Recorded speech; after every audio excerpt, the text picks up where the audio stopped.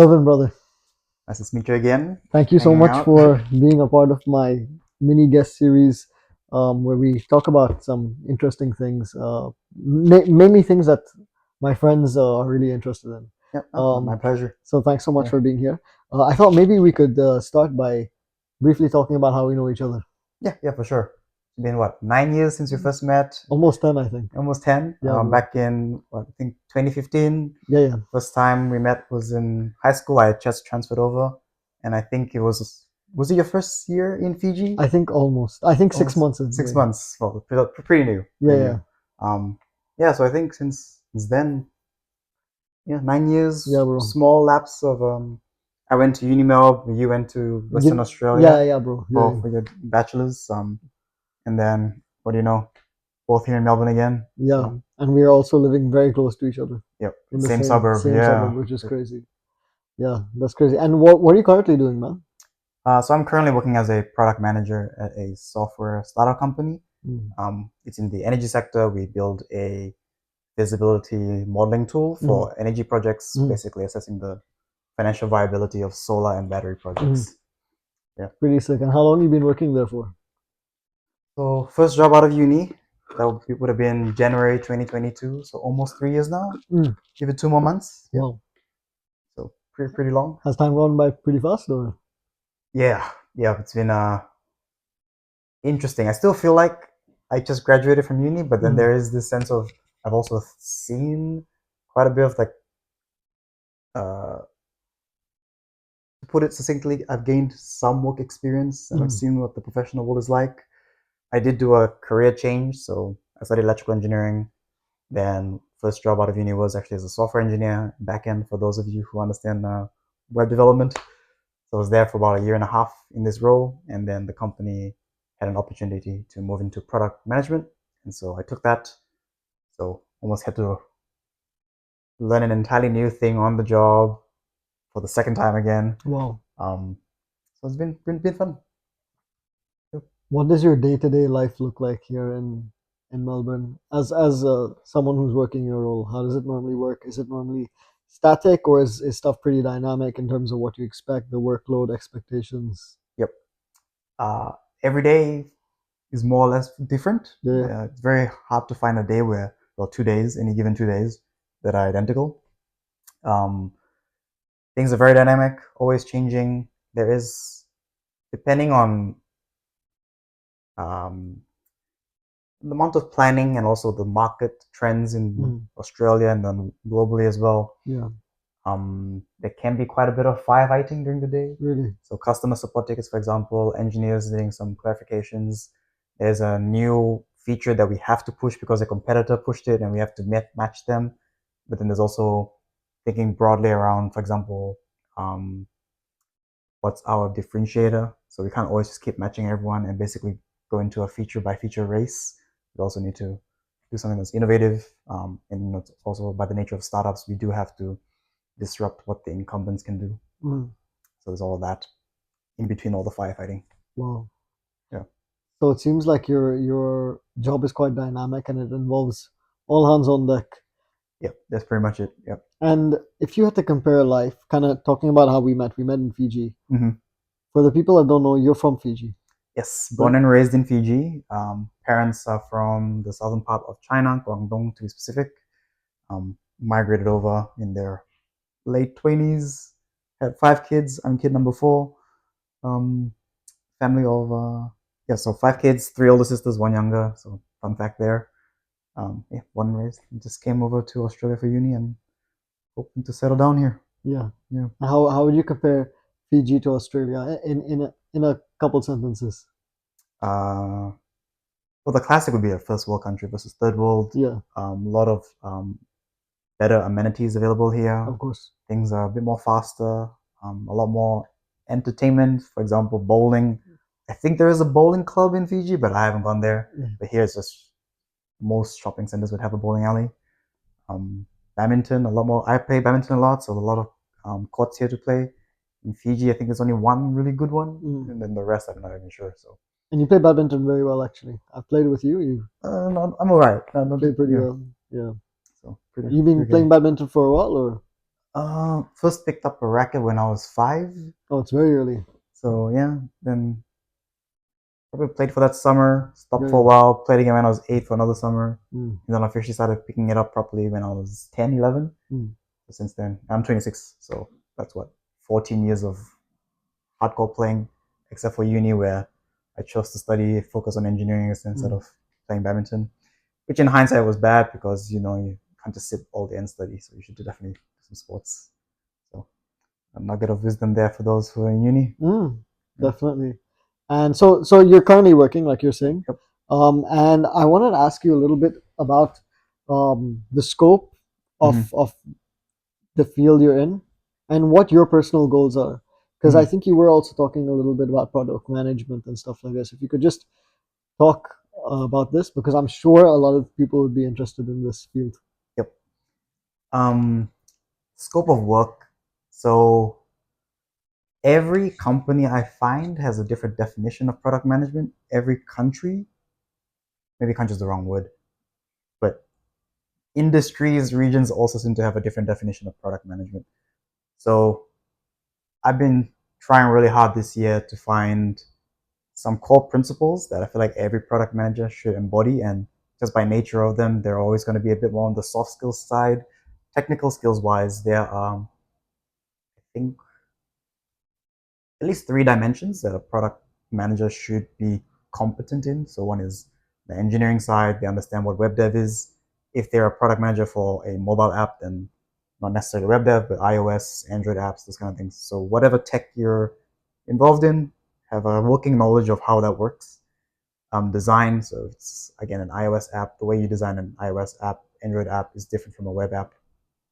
So having an idea of the UI, UX, user journeys, how do you design those things?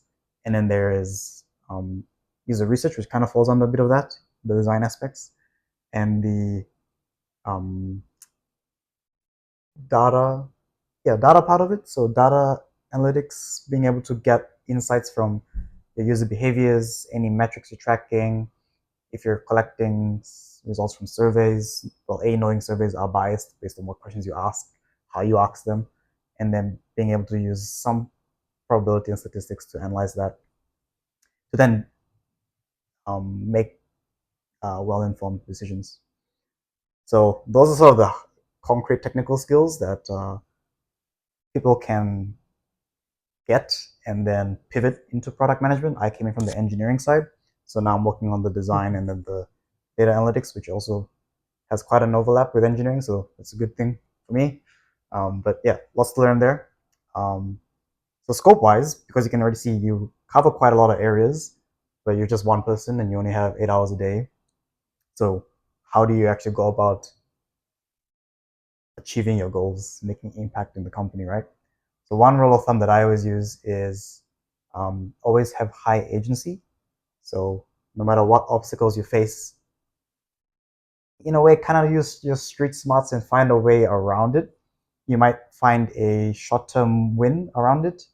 For example, if there's a certain amount of red tape, which it's fine to go around for a short-term goal, but long-term wise, it takes too much effort to go around every single time. Then that means there is a larger piece of work to try and make it easier. There is probably a reason why that red tape exists. So first understanding that, what is the context around it, and then is there a reason why it's actually blocking you, and is that reason still valid, or has the organization matured to a certain point where that needs to not be questioned again?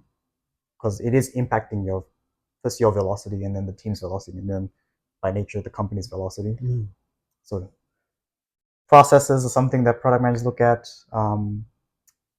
meeting the user needs for every single feature, problem, opportunity that comes up, liaising with stakeholders like customer support, sales, design engineers will also come up with ideas.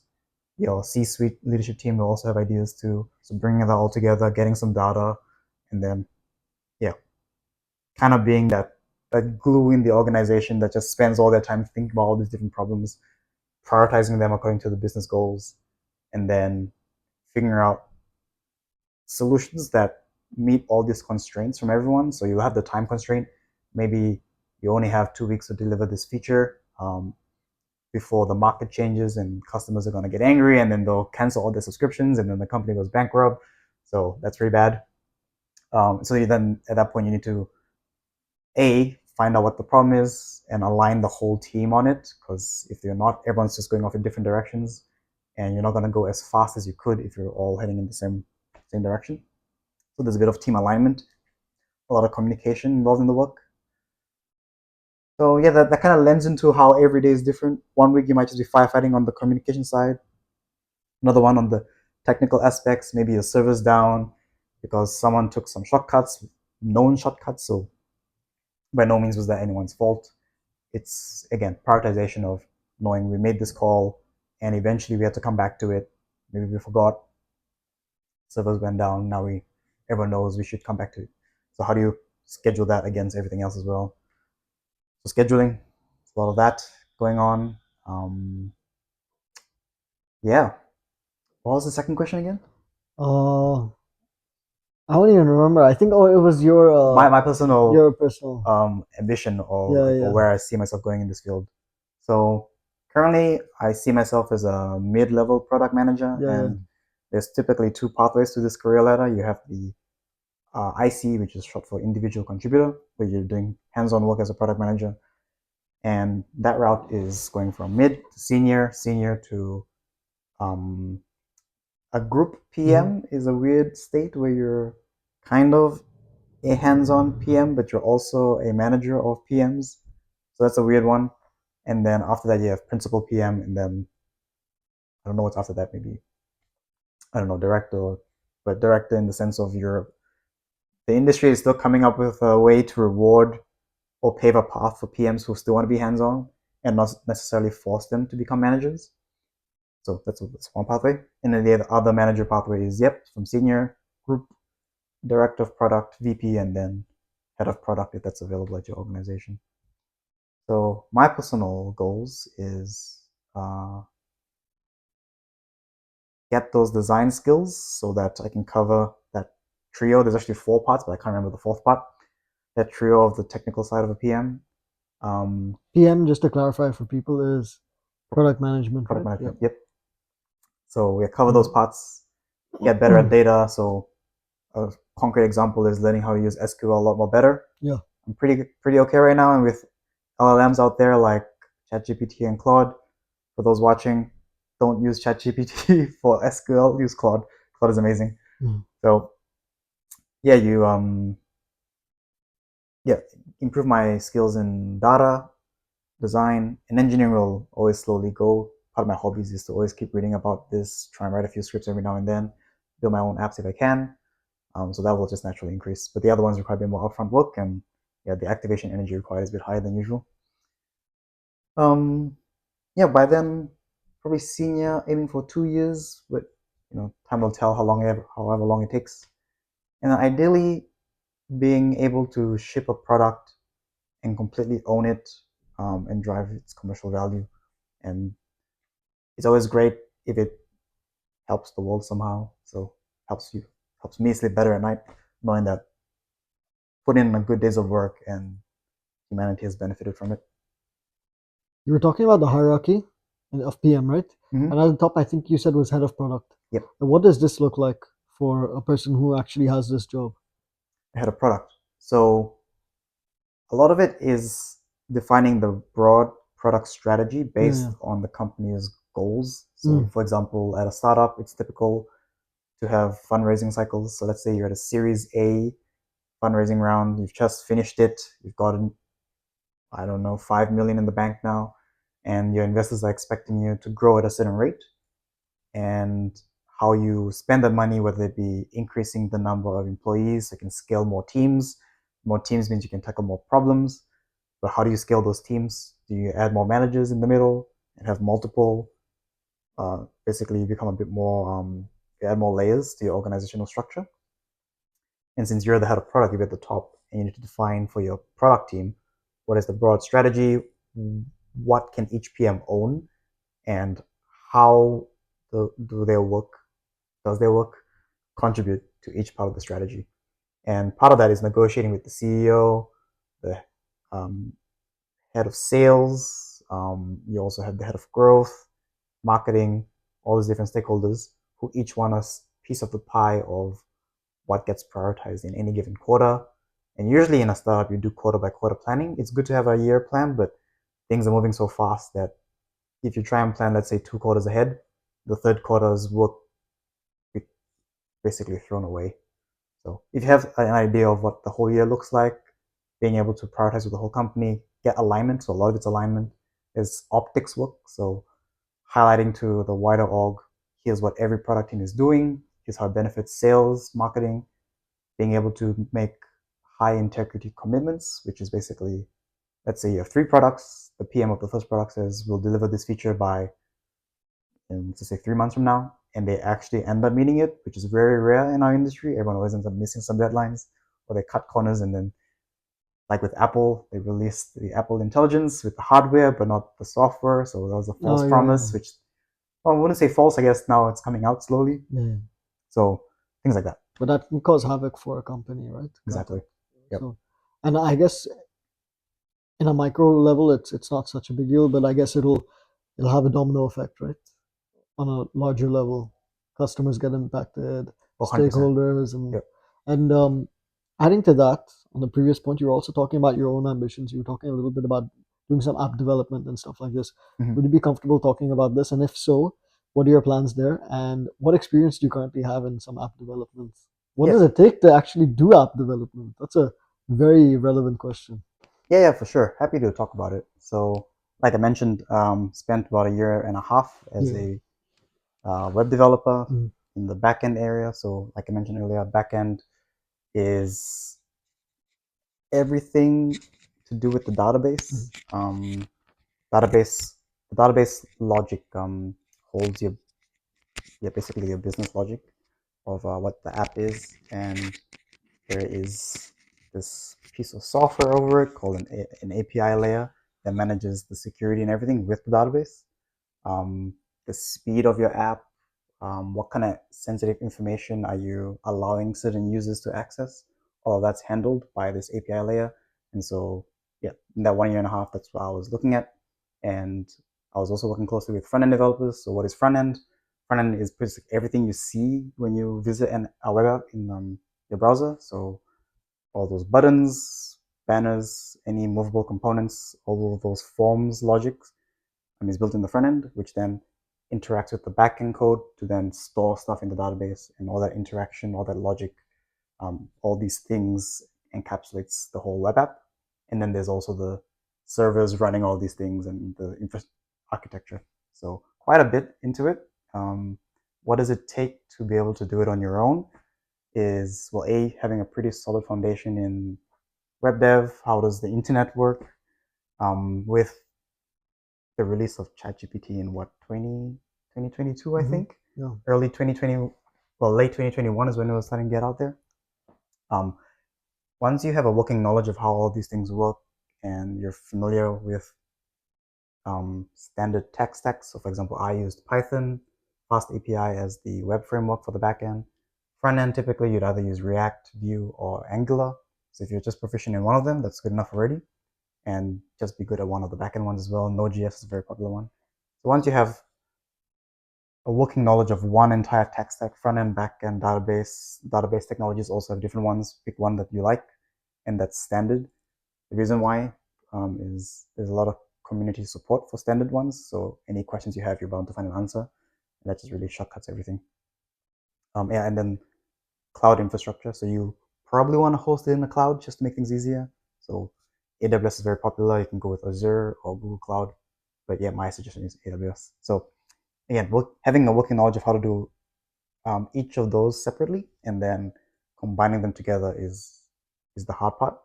LLMs can help you with that. A lot of Q&A, just basically talking to the LLM for advice, using it as a quick Reddit search essentially will help you get a lot of the way there.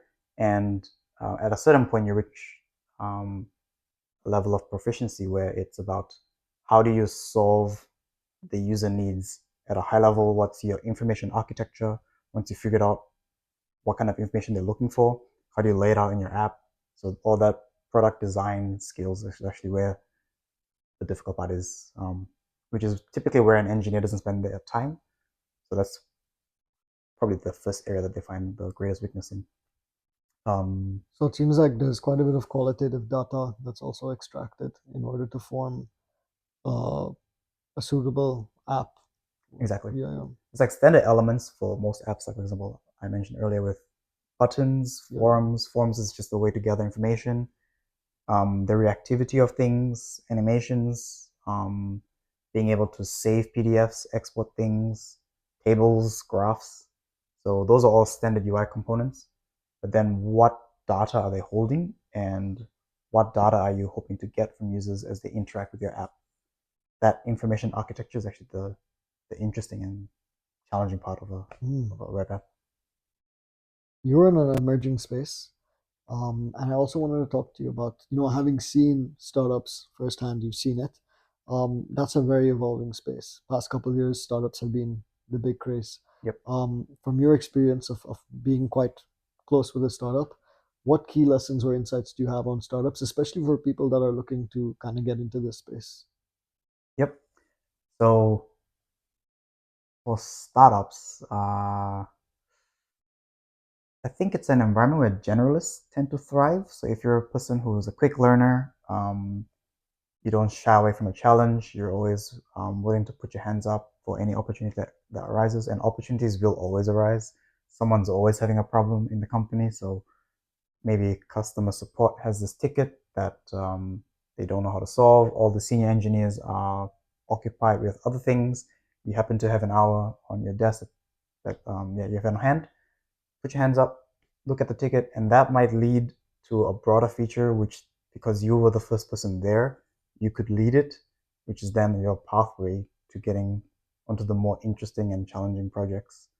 So it's one way into thriving in a startup environment, always being willing to do those. You will quickly upskill in everything because the company is so small. You see all parts of it. So how does marketing relate to bringing in leads for sales? How does sales do their sales calls? Managing the sales funnel, the sales cycles as well, from when they get a deal to when they land it. Churn, how do you manage churn, activation, retention, customer support, customer success, and then the whole feature development cycle. So that's in the product team, and how does all the different stakeholders interact with the feature development Oh, cycle. You learn all that really quickly within probably a year and a half, and then from there it's well, again, it depends on your pace.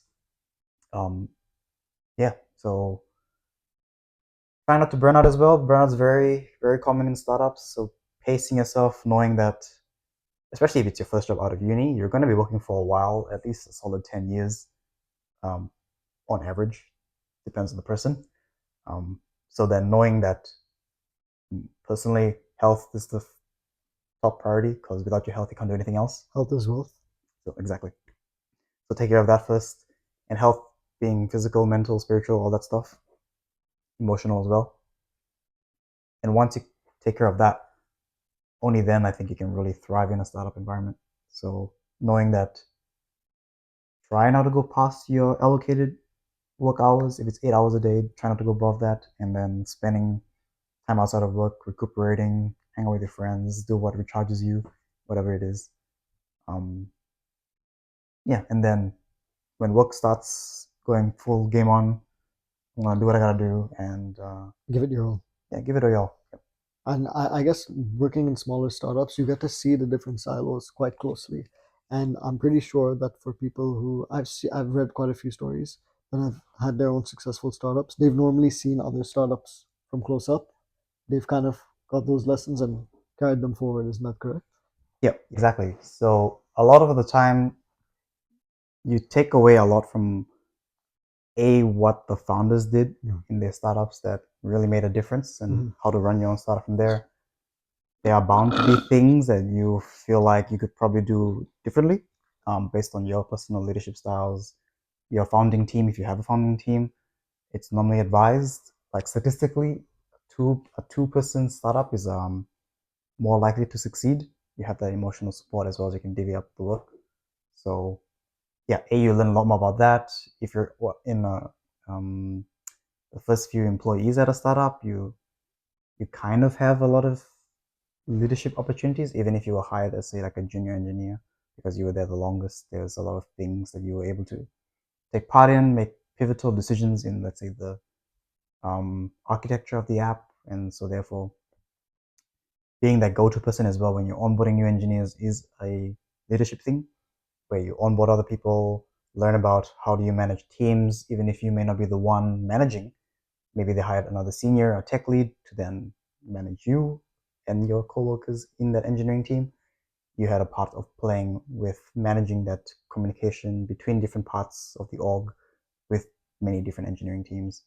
And so, using engineering as an example, you'd be a great fit to take those learnings and start your own as the technical co-founder, so more the CTO. Doesn't necessarily have to be a CTO, but that's typically the trajectory. The really hard part is you get so ingrained in the domain of the startup that you joined. So let's say you only joined the one, and startups are usually at the forefront of their industry, so you learn all the cutting edge things around there. You will typically find problems that's in that area as well because you spend so much time soaking up all the domain expertise.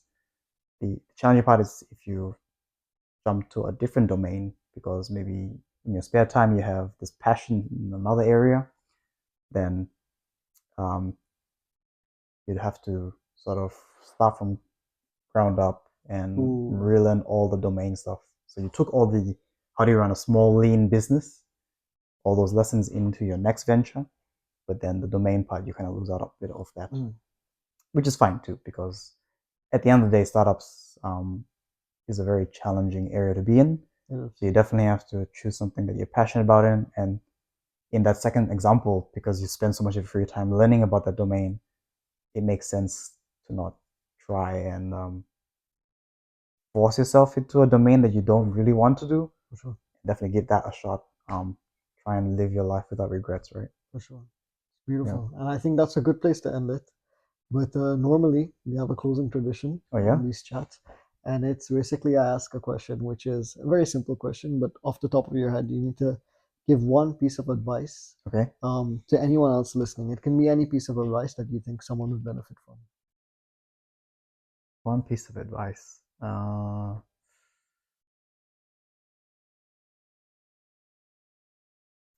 I'm gonna piggyback off this thing we spoke about today and then build upon it, which is you only have your one life, so live it to the fullest, right? Piggyback off that, some practical advice is time management, organizing yourself as well, and knowing at any given time what are you trying to optimize for. So a good horizon, time horizon for that is what are you optimizing for today, this week, this month, this quarter, this year, 3 years, and then 5 years.